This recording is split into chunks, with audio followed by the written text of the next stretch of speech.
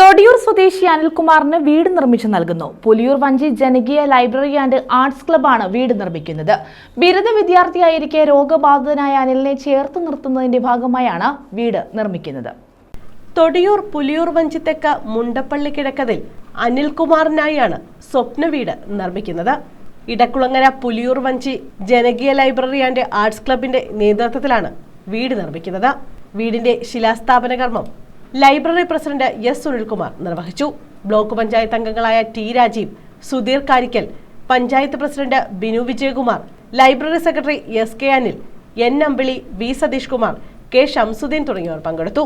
രോഗബാധിതനായ അനിൽകുമാർ വർഷങ്ങളായി ചികിത്സയിലാണ്.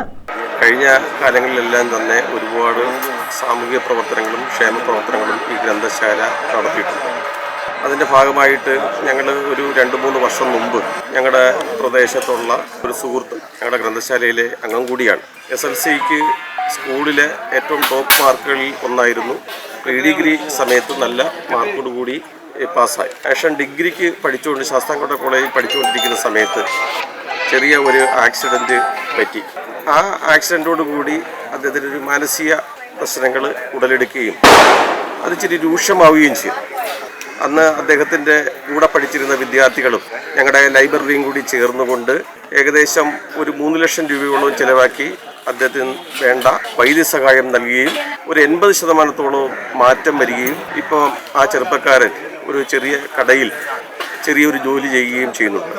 കഴിഞ്ഞ ഞങ്ങളുടെ ലൈബ്രറിയുടെ വാർഷികത്തോടനുബന്ധിച്ച് ഞങ്ങൾ പ്രദേശത്തുള്ള വീടുകൾ സന്ദർശിച്ചപ്പോൾ പല അയൽവാസികളും അതുപോലെ തന്നെ സുഹൃത്തുക്കളും നാട്ടുകാരും എല്ലാം ഞങ്ങളോട് പറഞ്ഞത് ആ അനിലിന് ഒരു ചെറിയ ഭവനം നിങ്ങൾ വെച്ചു കൊടുക്കണം ഗ്രന്ഥശാലയായിട്ട്. ഞങ്ങളെല്ലാവരും വേണ്ട സഹായങ്ങൾ നിങ്ങൾക്ക് ചെയ്യാമെന്ന് പറഞ്ഞപ്പോൾ അത് ഞങ്ങളുടെ ഗ്രന്ഥശാല ഏറ്റെടുക്കുകയാണ് ഉണ്ടായത്. സുമനസ്സുകളുടെ സഹായത്തോടെയാണ് അനിൽകുമാർ ജീവിതം മുന്നോട്ട് നയിക്കുന്നത്. കയറിക്കിടക്കാൻ അടച്ചുറപ്പുള്ള ഒരു വീടെന്ന സ്വപ്നമാണ് ഇതോടെ അനിൽകുമാറിന് യാഥാർത്ഥ്യമാകുന്നത്. News bureau, Karunagappally.